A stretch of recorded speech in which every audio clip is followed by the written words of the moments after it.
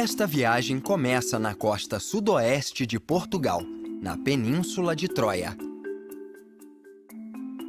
Em seguida, desce até o Cabo de São Vicente, o epicentro da era das descobertas do Império Português. Depois, cruza a costa do Algarve até a Ponta da Piedade e encontra estranhas formações rochosas que inspiraram mitos antigos de mares perigosos.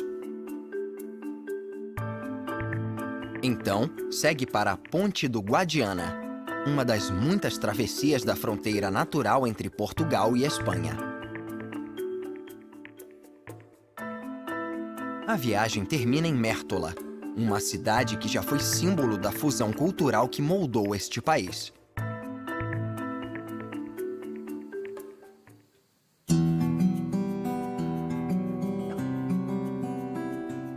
A Península de Troia se estende por 25 quilômetros a partir do estuário do rio Sado. A região não é apenas um paraíso para a fauna e a flora marinhas, mas também contém os vestígios mais bem preservados do Império Romano em Portugal.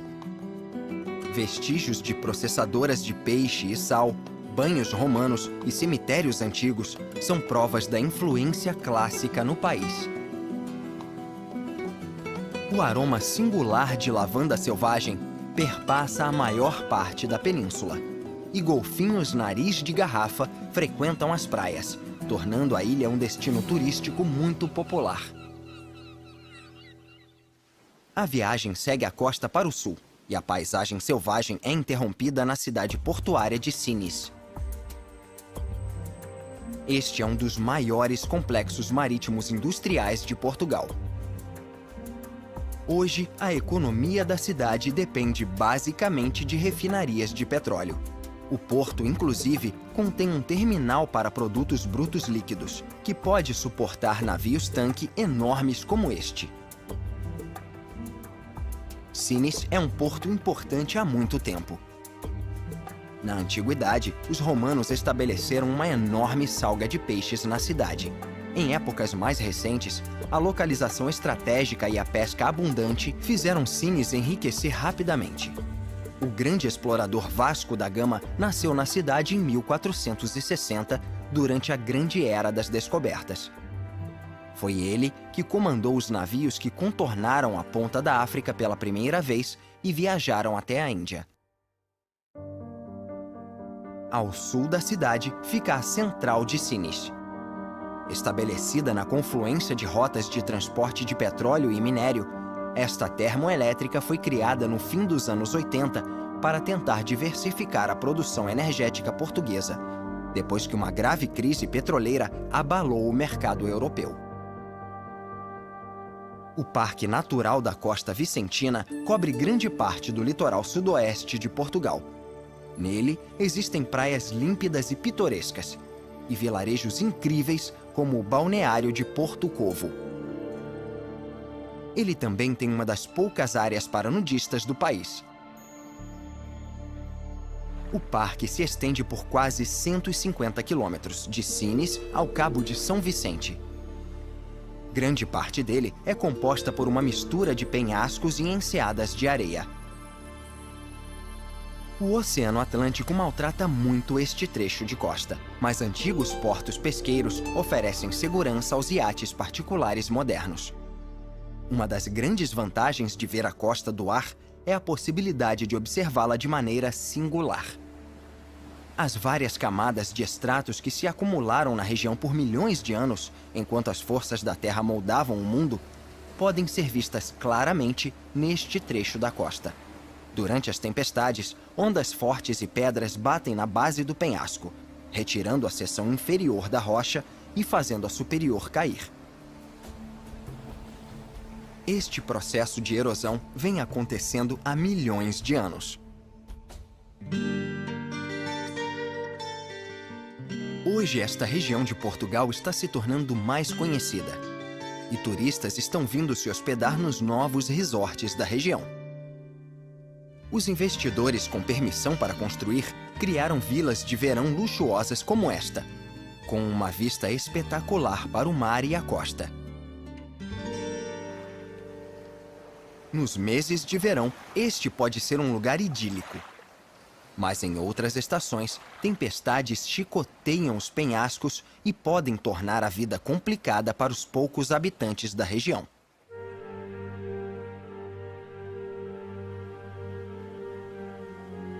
Rochas traiçoeiras esperam para destruir todo o navio que está sendo levado para a costa. Os portugueses sempre tiveram grande respeito pelo mar. Talvez por isso tenham fornecido tantos exploradores ao mundo com o passar dos anos. Foi desta costa que Vasco da Gama partiu para descobrir a rota para o Cabo da Boa Esperança.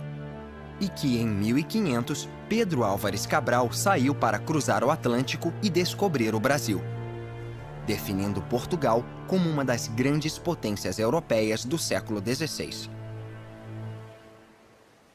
Ao seguir para o Atlântico, a viagem chega ao Cabo de São Vicente, chamado pelos portugueses de Fim da Linha.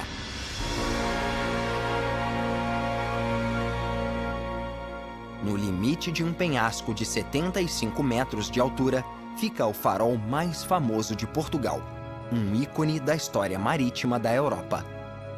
A estrutura atual foi construída em 1846, mas há faróis neste local desde o século XVI, que serviam como marco para os navios que vinham e voltavam do Mediterrâneo. Na verdade, a história do local é ainda mais antiga, já que foi nele que, no século XV, Dom Henrique, uma figura essencial para a expansão da Europa para a África, estabeleceu sua residência e promoveu grande parte do sucesso de Portugal.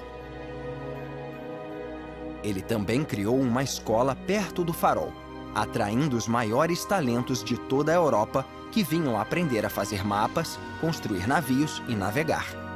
O treinamento intenso acabou fazendo com que uma nova geração de exploradores surgisse.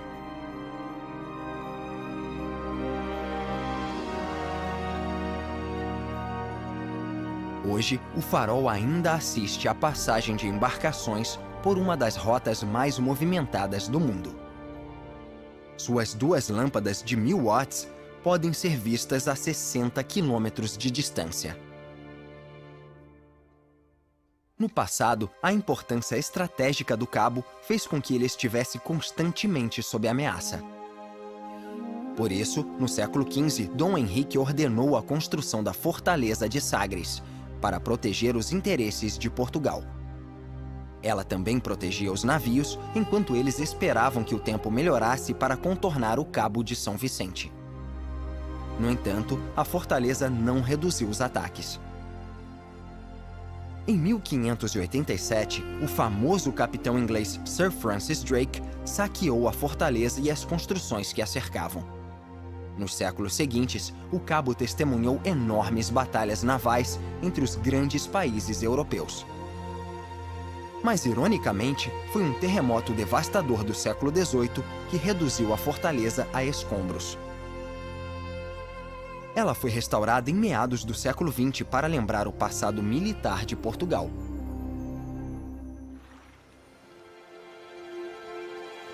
Ao dar a volta no cabo, a viagem chega à costa sul de Portugal, o Algarve.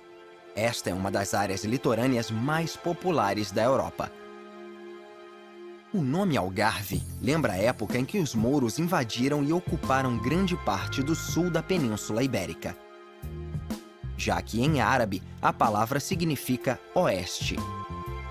Hoje, os invasores são mais pacíficos, e casas de todos os tamanhos e formatos ocupam pontos importantes da costa. Algumas das casas são muito futurísticas, e a maioria foi construída para os muito abastados.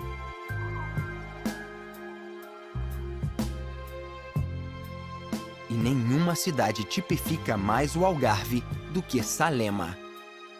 Metade de sua população é composta por pescadores esforçados e a outra metade por turistas impressionados que vêm relaxar ao sol. A economia dupla serviu bem à região, até que a crise financeira global do início dos anos 2000 deixou o destino de Salema mais difícil. No entanto, a cidade vem se recuperando com lentidão, mas regularmente. Mais a leste da costa, a viagem chega à Luz, conhecida pelos moradores como Praia da Luz. A expressão foi registrada pela primeira vez nos anos 20. Desde então, este antigo vilarejo pesqueiro vem se transformando num grande balneário. Antigas enlatadoras foram substituídas gradualmente por escolas de windsurf e mergulho, discotecas, lojas e restaurantes. Os fazendeiros locais venderam seus terrenos para investidores que construíram hotéis, condomínios e prédios de apartamentos. Infelizmente, o balneário ganhou fama internacional em 2007, quando uma menina, Madeleine McCann, foi sequestrada em seu hotel. O caso foi divulgado em todo o mundo.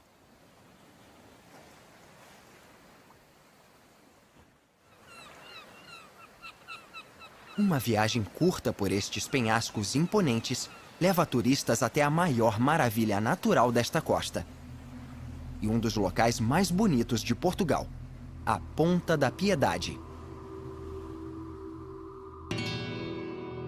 É a maior atração da área para turistas e moradores, que costumam chegar ao local de ônibus ou trens sazonais. Durante mais de 1000 anos, o mar esculpiu cavernas, grutas e arcos marinhos extraordinários nesta costa. Uma das melhores maneiras de ver estas formações rochosas é do mar. Passeios de barco navegam por entre as rochas estranhas, que, dependendo do ângulo, podem assumir a forma de animais ou até de pessoas. Com o passar dos anos, todas adquiriram nomes, como camelo, esfinge, casal se beijando.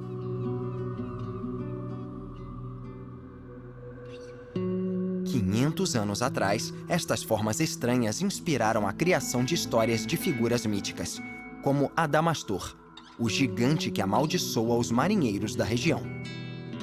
Descrito por Luís de Camões, o tradicional poeta de Portugal, Adamastor é de disforme e grandíssima estatura. O rosto carregado, a barba esquálida, os olhos encovados, a postura medonha e má, e a cor terrena e pálida. Cheios de terra e crespos os cabelos, a boca negra, os dentes amarelos.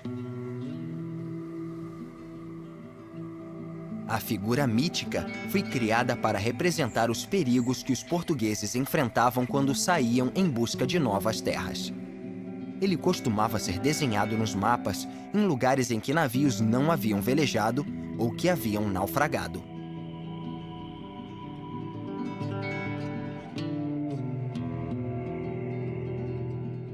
Hoje, as rochas podem ser exploradas por uma geração mais jovem de aventureiros a partir de um barco turístico.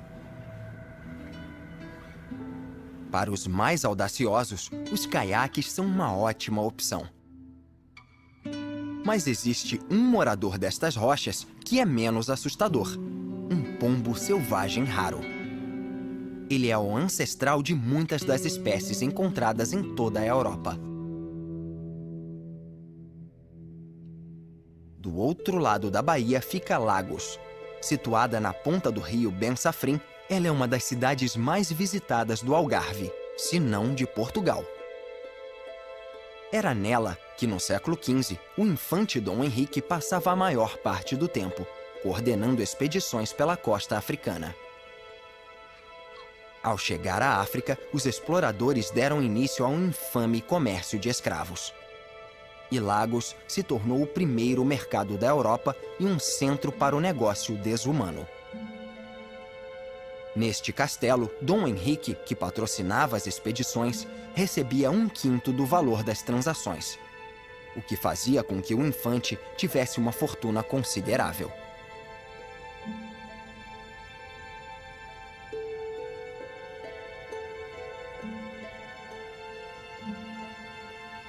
Hoje, a história de Lagos é muito diferente.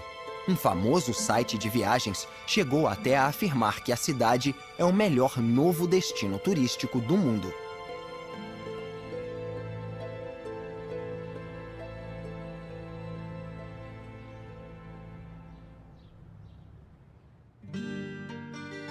Na baía seguinte, fica o balneário de Armação de Pera. A maior parte desta costa viu seus vilarejos se transformarem em balneários famosos e modernos.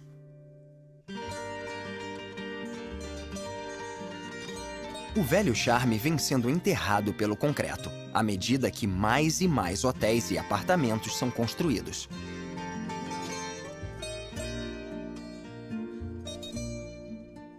Um dos principais destinos turísticos da região é Albufeira, chamada de porta de entrada do Algarve e capital do turismo. Os inúmeros hotéis da cidade atraem visitantes de toda a Europa.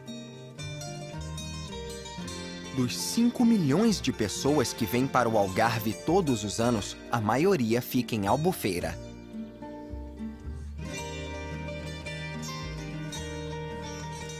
O Algarve tem cerca de 3.000 horas de sol por ano. Por isso, não é apenas um balneário popular, mas um local em que os estrangeiros compram propriedades. Ele também é um paraíso para iates e barcos particulares, já que grandes marinas foram construídas, como esta de Quarteira.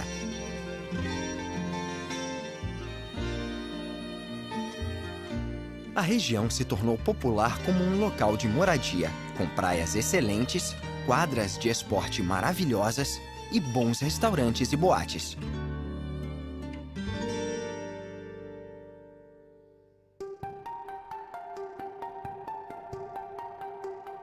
O transporte também é importante. Por isso, grande parte da região é servida pelo Aeroporto Internacional de Faro.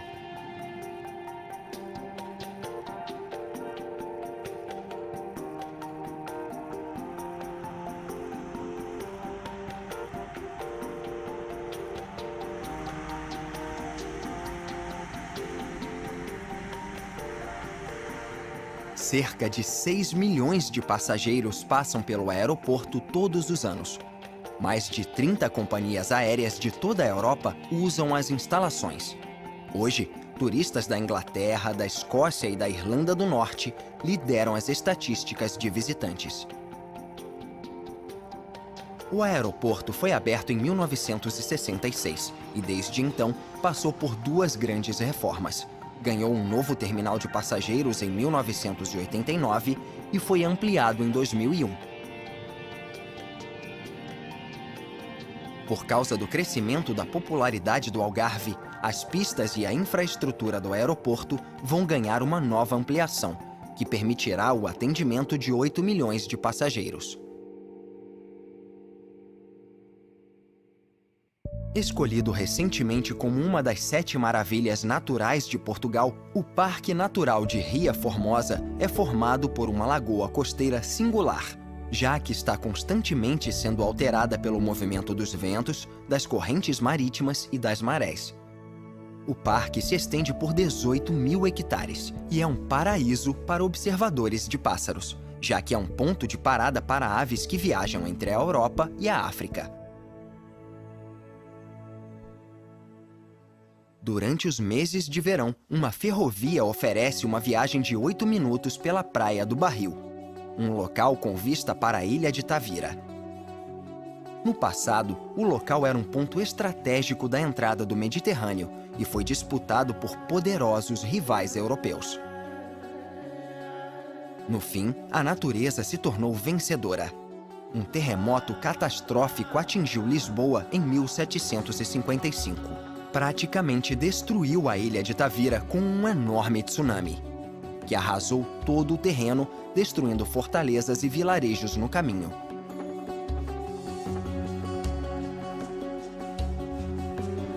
Com 15 quilômetros de extensão e apenas 150 metros de largura em determinados pontos, a ilha hoje é um destino alternativo popular, onde o naturismo é praticado livremente. Mas Tavira não é apenas um destino de férias. Uma série de salinas cobre praticamente todo o norte da ilha. A água salgada é jogada em leitos artificiais como este, onde a umidade é extraída através da evaporação natural. A indústria da região é elogiada por conservacionistas. já que cria um ambiente benéfico para aves ameaçadas e outros animais marinhos.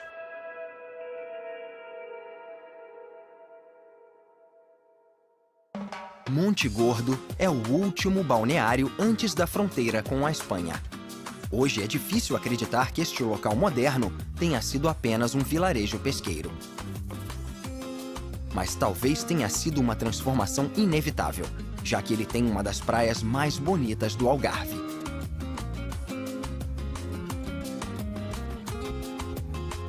A fronteira espanhola fica muito próxima de Monte Gordo.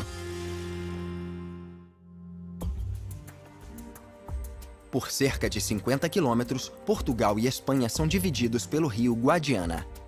Na ponta sul do rio, os países são unidos por esta ponte pêncil, inaugurada em 1991.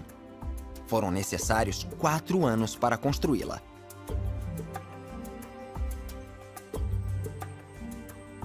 A maior parte da ponte fica em Portugal.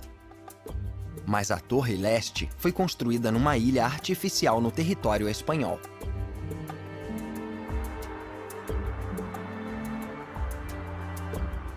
A construção começou pelas 2 torres. Depois que elas foram terminadas, os decks foram montados e pendurados em cabos.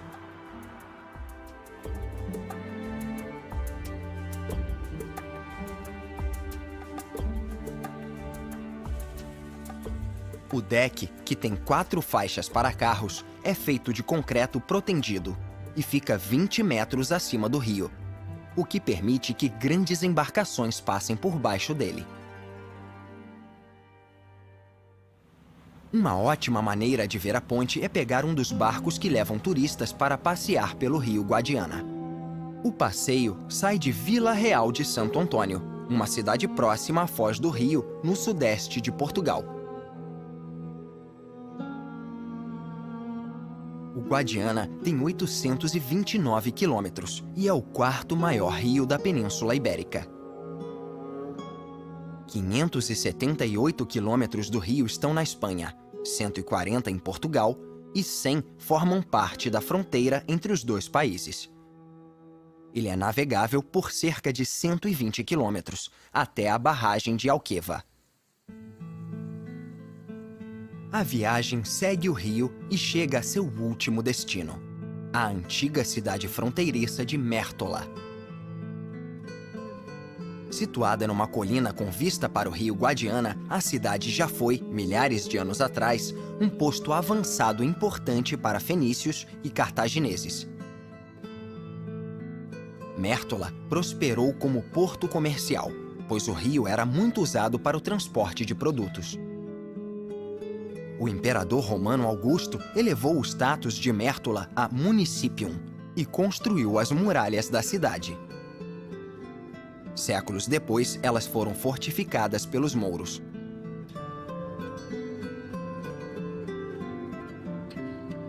Durante a Reconquista, a cidade teve papel essencial, pois foi a sede de um dos maiores exércitos cristãos de Portugal, os Cavaleiros da Ordem de Santiago da Espada.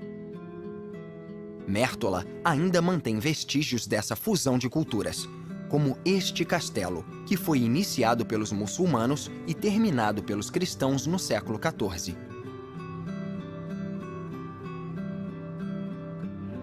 Depois da descoberta de cobre na região, a cidade prosperou muito. No entanto, em 1965, o minério se esgotou. Após um período de estagnação econômica, uma série de pesquisas arqueológicas descobriu tesouros históricos em Mértola. Essas descobertas transformaram a cidade em um local importante para o turismo. É um local incrível para encerrar esta jornada.